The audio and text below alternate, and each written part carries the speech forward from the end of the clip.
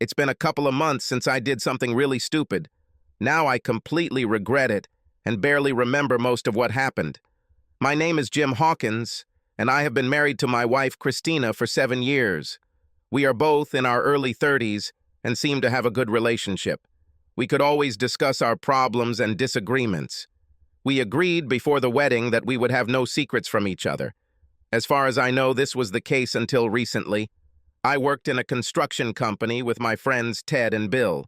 We do all types of home renovations or remodeling, even building houses and garages from the ground up.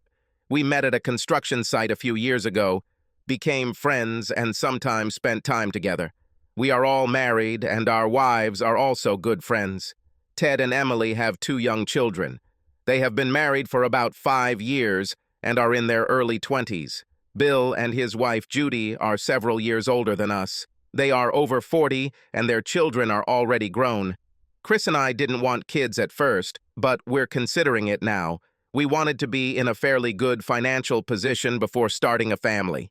Chris has 2 older married sisters who, along with her mother, constantly ask when she will start having children. We told them we were considering this possibility now that we were financially secure. Chris has stopped taking the pills, but we are in no rush to have children. If it happens, it happens. My parents adore Chris. I have 2 brothers and a sister, all of whom are married and have families, so my parents never put pressure on us. Chris and I are considered beautiful people. I keep fit because of my job, and Chris works out several times a week. She works as a secretary for an insurance company and provides us with health insurance. Like most men I know, I'm a little jealous when it comes to my wife. Everyone loves her, and she seems so damn friendly that it annoys me sometimes. We have discussed this many times over the years, and Chris always smiles and says, "I have nothing to worry about." She loves me with all her heart and would not do anything to jeopardize our marriage. When we go out, Chris looks great, always sexy, but not vulgar. Our friends always complimented her on her appearance. Emily and Judy always looked good too. I remember Bill once said, "We really are 3 lucky people. We all have beautiful wives that any man would be proud of." I remember Chris smiling after Bill said that. One time at a party, I remember Bill saying to Ted and me, "If I ever switched wives with anyone, I would want it to be one of you." We laughed about it because Bill drank a lot and often joked about our wives. I have to admit, I didn't think much about it, but somewhere it bothered me, knowing what other men were saying about my wife. I mentioned this to Chris one day and she laughed. "Honey, that's just Bill, you know that." The 6 of us spent a lot of time together. We all went out together and had family picnics often over the last 5 years that we worked together. Honestly, I think we all talked about each other and our wives, and they about us. But as far as I know, no one took it as more than a compliment or a joke in passing. During one of our crazy conversations, Judy said that Chris told them how good I was in bed. I have to admit, this confused me. Later, when I asked Chris what she told them, she simply said it was girl talk. She said I was a good lover and fantastic in certain ways. I said, "That explains why Emily sticks her tongue out at me a lot." Chris just laughed. That night, when we were in bed, I asked what they were talking about their husbands. "Jim, this is women's talk. I shouldn't tell you what they say. Please, just one thing about Tim and Bill. I promise not to tell anyone. I'll give you the best I can offer if you tell me. Promise me you won't tell Tim or Bill anything." Emily says Tim doesn't do to her what you do to me. She said he's willing to make love at least twice every time. Maybe I should show her how it feels. I laughed. "If you do that, you're dead," she replied with a laugh. "What about Bill? You didn't tell me what Judy said about Bill." Okay. She said Bill was really big. Not so long, but thick. Now, will you get down to business, please? I think deep down I remember all the little things we talked about. I have to admit, knowing that our wives were talking about us, it bothered me a little, but I tried not to think about it. It made me look at my friends differently when we were all together. I think it was just the way we all looked at each other. I kept telling myself that I needed to grow up and stop being such a teenager. I had a beautiful wife who I loved with all my heart and friends who were close, almost like family. Sometimes, maybe once a month, I would go out with the guys, and at other times, the girls would get together. It was just before Thanksgiving when Ted, Bill, and I went to a football game. We drank beer and had a blast after our team's victory. We decided to go to the bar after the match and continue the party. We took a taxi since we all had a lot to drink. After a couple of cocktails, Ted told us he needed to go home. Bill called him henpecked, and we all laughed. A little about Bill. He was a good friend of ours. But we also believed that he was cheating on his wife. When we only went out as guys, he flirted a lot. More than once, I saw him put his hand under a woman's skirt. If I mentioned it, he always said he was just flirting, but asked me not to tell Judy. A couple of times he even called me and asked if Judy called to tell her that he was on call doing assessments. He didn't ask me to do this often, but it bothered me. I even asked Chris if he had tried flirting with her. She said no more than any other man, and he was harmless, and knew she loved me and wouldn't do anything to hurt me. This made me think even more. I knew Chris was being molested because she told me so many times. She said she knew how to behave, and if she ever felt threatened, she would tell me. I guess having such a wonderful, beautiful wife made me paranoid at times. Back at the bar, Bill rented a private room and invited a couple of women. I told him I wouldn't cheat on Chris, and he just laughed. It's just company, so we don't drink alone. Chris will never know. Enjoy. I was a little drunk and didn't use my best judgment. We sat down, and when the girls came in, damn, they were young. They said they were 21 and paying their way through college. Bill sat one girl on his lap, and his hand was already under her skirt. Another girl sat next to me on the couch, and while we were talking, she put her hand on my leg. She asked if she could dance for me and stood up without even waiting for an answer. I didn't know what to say, so she changed the station and turned on the music.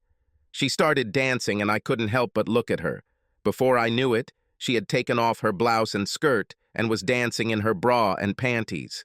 I pulled her towards me, and my hands were on her firm ass. The next thing I remember is Bill waking me up and telling me we had to go home. I must have dozed off after arriving. The girls left, and my pants were down. "What the hell did I do, Bill?" I asked. He laughed. "You had a wonderful evening. You better get yourself cleaned up before Chris sees you." I went to the toilet and washed myself. I had a terrible headache, but I remember having sex. I looked at my watch and realized that an hour had passed since we entered the private room. As we left, the girls we were with waved to us. I felt bad about Chris cheating. Why did I drink so much? Chris always told me that I go crazy when I drink too much. Bill kept telling me it wasn't a big deal. Every man needs to be a little on the outside from time to time. We got into a taxi, and it dropped me off at my house. Bill said he would see me on Monday. The last thing he said to me was, "Take care of your sexy little wife," and then he laughed as the taxi drove away. Chris woke up in bed and was waiting for me. I felt so tense inside when I looked at her. I wanted to break down and tell her the truth, but I wasn't sure what would happen. I didn't want to lose her. "How did the game go?" she asked. "Everything was fine. Our team won. We went to a bar and I drank too much. I don't feel well and think I'll lie down on the sofa. I don't want to keep you." Then I said it. "I love you, Christina. Good night." "I love you too, Jim. I hope you feel better. You know you can't drink that much. I don't know why you don't listen. See you in the morning." The next morning I felt bad. I had a slight headache, but what bothered me the most was that I had cheated on Chris and Bill was laughing about it. I didn't like anyone having anything over me, especially something like this. I know I tried to act normal, but Chris kept asking me what was wrong and I kept saying, "Nothing." After a couple of days, everything was back to normal, but Bill mentioned it at work and I asked him to stop it. It was a big mistake. A week passed and Judy came in with Bill. I really didn't like the way Bill looked at Chris because I knew what kind of guy he was. After they left, Chris said she wanted to talk to me about Bill. "What about Bill?" I asked. "Judy told me she thought Bill was having an affair, and I want to know if you know anything about it," Chris said. I didn't know what to say. She said Judy found the receipt for the night we went out and said it was over $200. She wanted to know what was worth that kind of money. I didn't want to keep this lie anymore, so I broke down and told her the truth. I found out that Judy had already gotten it out of Bill and told Chris. So at least I was glad I told the truth. I told her everything I could remember and she threw the lamp at me. I tried to apologize, but she didn't hear it. To be honest, I thought our marriage was over. She cried, went into our bedroom and locked the door. I tried to talk to her through the door, but she turned on the TV at full volume and did not listen to me. 2 hours later, she left. I went to hug her, but she pushed me away. "Keep your dirty hands off me. You're a cheating, lying bastard." She had never spoken to me like that before. She said she was going to see Judy. I didn't know when he would return. I watched her walk out the door, get into her car, and drive away. She came back later in the evening and said we needed to talk. We sat down in the living room, but she didn't sit next to me. I talked to Judy, and she said that Bill confessed and said that you both picked up women and had sex with them. She also said that Bill put something in your drink. "I can't forgive you for cheating on you. You could leave instead of going to a private room with other women." "Chris, believe me, I didn't mean it." "Bullshit. You even told me you accepted the dance and you want me to believe that you didn't want sex with that girl? How stupid do you think I am?" "So what now?" I asked. "You know I love you and I promise to never do that again. Damn, I was drunk and made a big mistake. You don't have a good excuse for cheating on me. All I'll say is that I'm going to get back at you." "What do you mean? You're going to intentionally cheat on me? What kind of man do you think I am? If I find out you cheated on me, I'm leaving here. I can't change what's been done, but damn it, I'm not going to sit back and watch you have an affair." "As you wish. You won't know with whom or when. If you prefer a divorce right now, then file for it. I'll sign the papers. Just remember, I love you, always have and always will." Tears were streaming down her cheeks. I decided not to do anything for now, hoping that Chris would get over my infidelity. The holidays were approaching, and I was hoping to make it through. I didn't invite Bill into the house anymore. We worked together, but we weren't that close anymore. In fact, I also became distant from Ted. His wife Emily told him she didn't want him to talk to me or Bill. Their wives were still in contact with Chris, but I let Chris know that I wanted nothing to do with their husbands. In fact, after the new year, I was going to start working on my own and doing electrical work. I was a certified electrician. We hadn't had sex in over a week, and Thanksgiving was approaching. We went to Chris's parents' house for Thanksgiving dinner. Of course, they asked if we were still trying to have a baby, and Chris told them we were, even though we hadn't had sex since the incident. Dinner was wonderful, and Chris sat next to me like a good wife. No one would have thought that she was angry with me. After dinner, she even sat on my lap while we were watching a football game. She even leaned over and kissed me. We even made love that night. We slept together, but she wore flannel pajamas and didn't even cuddle with me. When we got home, I put the leftover food my parents gave us in the refrigerator. She went to get ready for bed. When I walked into the bedroom, she was wearing a sheer red nightgown. "I need you to make love to me," she said. I didn't have to be asked twice. After that night, everything seemed better. We went Christmas shopping, which I hated doing, but I really tried. I told her how happy I was that she gave up the idea of revenge. She looked at me and said, "Who said I gave up on this idea? You should feel what I felt when I found out that you cheated on me and slept with another woman." I was speechless. I told her again that I was sorry and there was nothing I could do about it. I also repeated to her that if she cheated on me, I would have no choice but to leave her.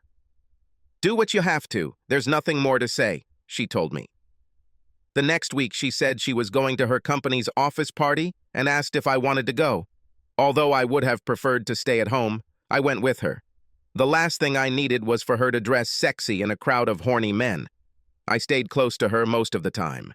Every time I walked away to get a drink or snack, some guy would walk up to her. I knew I was being paranoid and kept coming back to stand next to her. I became a wreck, knowing that if she wanted to carry out her revenge, there would be men ready to help her.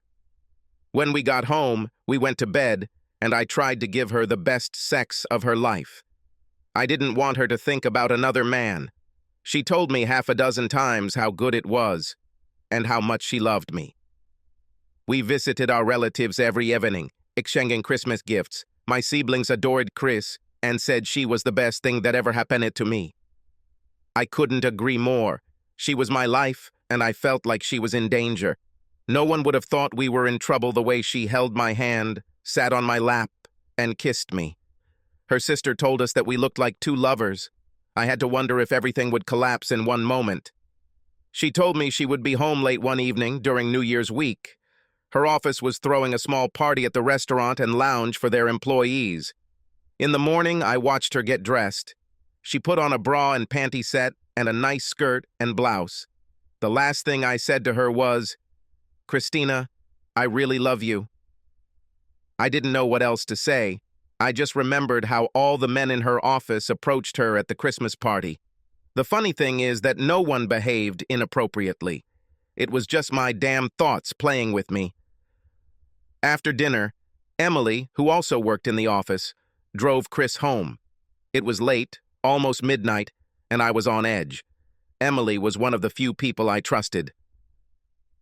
I doubted she would cheat on Ted. Chris said she drank too much and that we could take her car the next day. She kissed me and told me that she wanted me to make love to her. I helped her undress. We had sex or made love almost every day for the next few days. One morning, she told me that we had been invited to Bill and Judy's New Year's party. I told her that I thought we already had plans to go to my parents' house. My father, my two brothers, and I were going to a football game, and I thought she would be with the women while we were there. We were supposed to be home by 11 and celebrate the new year together. Besides, I didn't want anything to do with Bill after the incident. Judy is still my friend, and I'd rather go to a party than sit at home while you're at the game. It's up to you whether you go to Judy's party or go to the football game with your brothers and dad. I was annoyed. My dad had already bought the tickets. It had been a tradition for the past 5 years. And Chris knew it. I guess this was another game of hers to play with my feelings.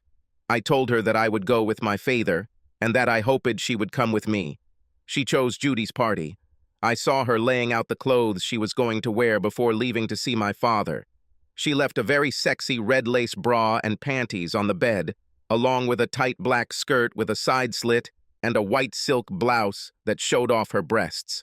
I asked her one last time to change her mind and come with me. She was adamant. "You mind your business and I mind mine," she said. I left in the afternoon and went to my father. The family was surprised that Chris didn't come with me. I just said we were invited to a friend's party, and Chris said she would go. I doubt I was convincing. We went to the match, but all I could think about was Chris at the party. We returned to my father around 11. I stayed until midnight and decided to stop by Bill and Judy's to see Chris. When I arrived, they said that Chris had not been feeling well and had left about half an hour ago. According to Judy, she said that Chris had drunk too much and lay down for a while. The next thing she heard was Chris saying she needed to go home in USA. After Judy left, Bill came up to me and said that Chris was a very beautiful little lady and I should take better care of her. I didn't like the way he said it, so I didn't answer. I got into the car and drove home. A little more about Bill and Judy. According to Chris, once Chris and I started talking again, they went through a pretty rough patch after he cheated on her while he was with me. That's when Chris told me that Judy told her that they both had affairs in the past and even switched places once, but thought it was over. In the end, they made it through and are now together again. He left for about a month before returning. I came home and Chris was showering in the bathroom. I asked her if she was okay and she said she was sick and came home. She said she would be out of the shower in a few minutes. I checked the door and she locked it. It seemed strange that she would do this while she was home alone. I saw her clothes thrown on the bedroom floor. It wasn't like her to just throw away her clothes. She was too neat a person. I picked up her skirt, which was a little wrinkled, and hung it up. I did the same with her blouse and put her shoes in the closet. I noticed that she wasn't wearing pantyhose, and that was nothing new. She had beautiful legs and didn't need to be covered up. I found her red lace bra on a basket in our bedroom. I looked and couldn't find panties that fit her. I looked in the basket and even under the bed, but they were nowhere to be found. Then I thought she might have taken them in the bathroom, I'll have to wait and see. She came out of the bathroom and put on a flannel nightgown. I asked her what happened, and she said she had been drinking a little and suddenly felt sick. Judy let her lie on their bed, which was in the back of the house, away from the party. When she felt a little better, she got up and went home. She thought a shower would make her feel better. I love you, Jim. I would like to go with you to your parents. I was wrong to go to that party without you. I told her I came to the party, but she had already left. She almost got nervous when I mentioned that I was talking to Bill and Judy. She thanked me for hanging her clothes and putting her things away. I told her that I didn't find her red panties, and at first she didn't say anything, and then she answered, "Oh, I washed them so they wouldn't get stains. I had a little accident when I got sick, and I didn't want them to get dirty." She went to bed, and I told her I was going to the bathroom and would be next to her. I went into the bathroom and found her panties drying. I went back to the bedroom and climbed in next to her. I kissed her and told her that I wanted to make love to her. I missed her so much. She didn't even let me touch her lower body. She said maybe tomorrow, but right now her stomach was still bothering her. I pressed myself against her, but felt that something was wrong. I had difficulty falling asleep. We started every new year with lovemaking. This was the first time things were different. The next morning, Chris got up before me and started preparing breakfast. She came up to me and told me how much she loved me and that she would make up for our night without sex. She apologized but said she was feeling much better and would take care of me that evening. We ate breakfast and drank coffee. I told her how much her family missed her and that I missed her even more. I asked her about the party, and she said she didn't enjoy it without me. She said she didn't know most of the people who were there. She called Emily earlier that day, and they said they were invited but weren't going to go. I could tell something was bothering Chris, and I asked her what it was. "It's Judy. Ever since she got back with Bill, she seems so different. It started after the incident with you and Bill." I thought she would bring it up again, but she didn't. A couple of times when we went out after their breakup, she was flirting with everyone. I felt awkward with all the men coming to our table. A couple of times Emily and I left because she let these men touch her. There's no doubt in my mind that she had sex with them. Now that she and Bill are back together, I don't want to be around them anymore. I'll be polite, but I don't want to go out with them anymore. That's normal for me. I don't trust Bill, and I don't want anything to do with him. We'll be polite, but we'll keep our distance. Chris leaned over and kissed me. That night we started early and made love like newlyweds. Life went on, and I started my new business. Chris kept her word and almost completely cut ties with Bill and Judy. I guess they realized that we no longer wanted to be close friends after refusing their invitations to meet. Since I no longer worked with Bill, I had no reason to talk to him. Chris continued to talk to Emily, and we went out with them a couple of times. Emily worked in the same office as Chris, so they communicated regularly. From Chris's side, everything looked a little different. Jim and I had a good marriage. We rarely hid anything from each other. I was really hurt when he picked up some young woman and slept with her. I don't know if it would have made a difference if he had told me the truth right away, but it hurt me. I hated hearing it from Judy for the first time. We were friends with Emily and Ted. Emily worked with me at the insurance company, and Ted worked with Jim. Emily kept Ted at bay. They had 2 small children and spent a lot of time together. I often thought about having children and starting a family like Ted and Emily. Jim and I talked about it, and I stopped taking the pills. My parents always asked me when we would start a family. They were happy to know that we were really trying. Our other friends were Bill and Judy. Bill worked with Jim, and Judy worked in retail. We were close friends, but the relationship changed. It started when Jim was with Bill the night he cheated on me. I needed someone to talk to, so I chose Judy since she was older. She was the one who found the receipt that Bill left at the bar. She told me everything she learned from Bill. When I asked Jim about this, he told me the whole bitter truth, how he got drunk and slept with this woman. I didn't know what to do. I thought about leaving, but the problem was that I loved him. I decided to talk to Judy about cheating, given that her husband also cheated. Then she told me that this was not the first or even the second case for Bill. When their children were younger, she decided to stay with Bill for the sake of the children. Then she told me that what is good for the goose is also good for the goose. She started going out and having casual relationships from time to time. I couldn't believe she was telling me this. She told me that she and Bill once went on vacation and even switched partners with another couple. According to Judy, they only did it once, and she told Bill she would never do it again. I asked her what I should do about Jim. She said I should get back at him by having an affair and letting him know I did it. I could never do this to Jim. I love him. I would divorce him before I cheated. Judy replied, "Then don't have an affair, but tell him you're going to do it someday, and you'll never tell him when or with whom. But it'll happen once." I don't know if I can make him believe it. You just have to plant the thought. He'll be punished enough every time you go out. If you just leave it like that, he'll probably do it again. That's how men are. Not Jim. I think he really regrets what he did. What about Bill? What are you going to do? I kicked him out, but I'll take him back before the holidays. Until then, maybe I'll have some fun. I returned home and told Jim that we needed to talk. I told him what Judy suggested. You don't have a good excuse for cheating on me. All I'll say is that I'm going to get back at you. What do you mean? Asked Jim. You're going to cheat on me on purpose. What kind of man do you think I am? If I find out you cheated on me, I'm leaving here. I can't change what's been done, but damn it, I'm not going to sit back and watch you're having an affair. As you wish. I held my position. You won't know with whom or when. If you prefer a divorce right now, then file for it. I'll sign the papers. Just remember, I love you, always have, and always will. After that day, something changed. I was holding back on sex, and Jim was doing everything he could to please me. I wanted to tell him that I could never cheat on him, but at least he was concerned. We went to my parents' house for Thanksgiving, and I acted like a bride in love. I sat on Jim's lap and kissed him. I know it surprised him, but I really loved him. That night when we returned home, we made love. It felt so good to make love to him again. We got through the holidays, and he hinted that he was glad I didn't take revenge on him. I think that made me a little angry, and I told him I never said I wasn't going to do it. He will never know when or with whom. The truth is that I never intended to cheat on him. I loved him too much.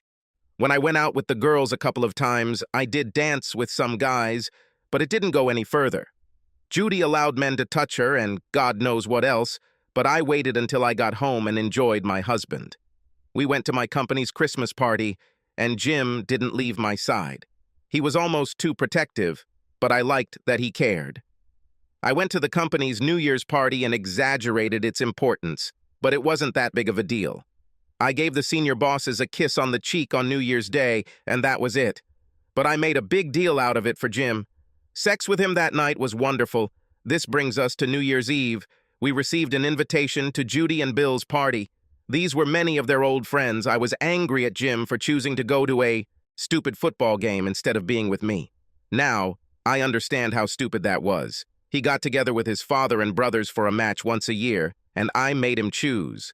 I went to the party and was met by Judy and Bill. I really didn't like the way Bill looked at me. They introduced me to some of their friends who were older than me. I really felt out of place, but I found people I could talk to. Judy told me that Emily and Ted were coming, but when I called Emily, she said, she told Judy they weren't coming. Bill brought me another drink, and I drank it. After about 20 minutes, I began to feel ill and dizzy. I mentioned this to Judy, and she took me to their bedroom at the back of the house where I could rest for a while without interruption. She said they had a private bathroom if I got sick. I lay down on the bed and immediately passed out. I started dreaming about Jim. It seemed so real. My blouse was unbuttoned and my lace bra came off. It was so nice. The next thing I remember is Jim lifting my side-slit skirt and removing my red lace panties. I woke up and it wasn't a dream. "No, Bill, no! What are you doing? I don't want to have sex with you." He laughed. "Bullshit. I know you wanted this as soon as Judy told you about me."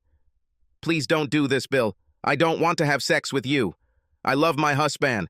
I heard you tell him that you were going to sleep with someone, but you wouldn't tell him when or with whom. Please, Bill, don't do this. I didn't mean to cheat on Jim. I just wanted him to think that way." "It's late, honey," he said. This lasted about 10 minutes. Then I thought about the fact that I don't take pills. God, I hoped I wouldn't get pregnant from Bill. What would I do then? He left the room, and I went to the bathroom to clean myself up. I dressed as best I could, and left the room.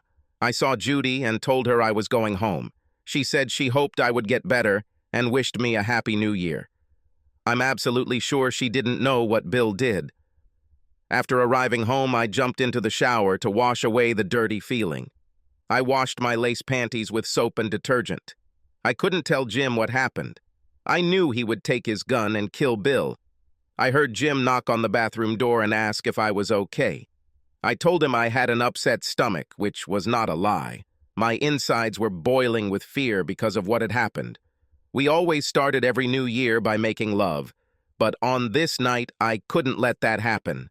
I put on my flannel pajamas and told him I felt bad and promised to make it up to him. I got up early the next morning and made us breakfast, trying to be a loving and caring wife all day. We visited my parents early in the morning but returned home and made love for several hours. I just hoped Jim wouldn't notice or feel anything unusual when we made love.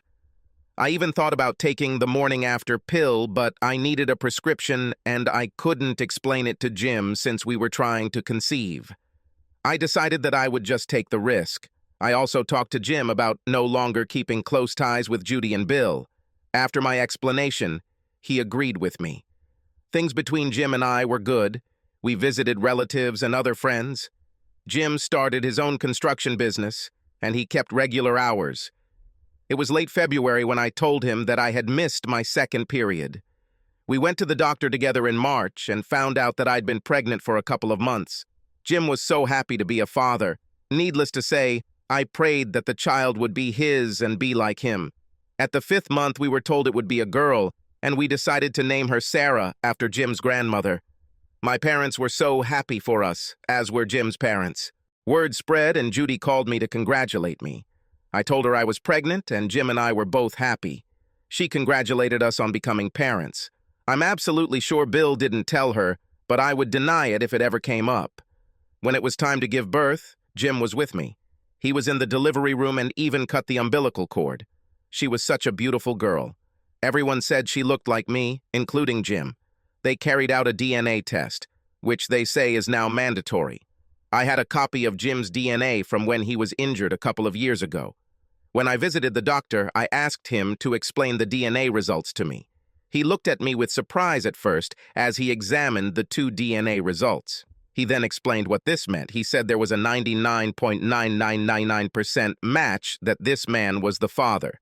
I started crying and he told me the baby was fine. I have a healthy girl.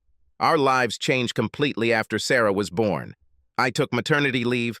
I cooked dinner every night for Jim when he got home. He was a wonderful father and always held our daughter in his arms. We took turns changing her diapers and feeding her. He even said that maybe we should try getting a sibling for Sarah. We made love regularly and did not use any contraception. I told Jim that if I got pregnant again, I wanted to be a housewife. He agreed that he would like that too. One day, he came home from work and looked worried. I asked him what was going on, and he said he had taken over the electrical work and then found out that Bill would be doing the roofing on a 5-story apartment building. Jim said, "I just don't like or trust this guy, but this job brings in a lot of money. It annoys me when he talks about you and says that he and Judy would like to hang out with us again. Then he keeps asking about Sarah and how she's doing." I was worried that Bill might start some trouble and decided that I would deny everything he said. It will be my word against his. A couple of days later, I received a call from Jim. "What happened, dear?" I asked. He rarely called me first in the morning. "It's Bill. He fell off the roof and fell 5 stories to the ground. He was taken to the hospital, but the paramedics said he probably wouldn't survive. He was unconscious when they took him away." "Oh, God. Maybe I should go to the hospital and be there for Judy. Are you okay?" I asked. "Yes, I'm fine, but I saw him slip on roofing materials and fall. He never wore a safety belt like he should. He was warned about this more than once, but he rarely followed safety rules. He considered himself too macho." "Who else was on the roof at that moment?" I asked. "Ted and another guy had just left the roof to get some supplies. It was just Bill and I on the roof. I was the only witness to his fall." I explained this to company security and the police. They asked what I was doing there, how there was no need for electrical work on the roof. I told them that Bill was an old friend of mine and that I had brought him a safety belt and gear. but he refused to accept it. I acted like a good friend and sat next to Judy at the funeral. She thanked us for our support during her difficult time. Since then, she has continued to live her life. Jim and I don't talk about Bill's death or my claim of revenge. He never asks me if it's over. All I know is this one secret that I will take with me to the grave. We recently found out a surprise and I'm pregnant again. I decided to become a housewife and mother. Life is good for us. I sometimes have to wonder if Jim had something to do with Bill's downfall. Just one evening, he was playing with Sarah and hugging her. He smiled at her and said that no one could ever harm his family. I'm sure he didn't know that I was standing in the kitchen and heard him at that moment.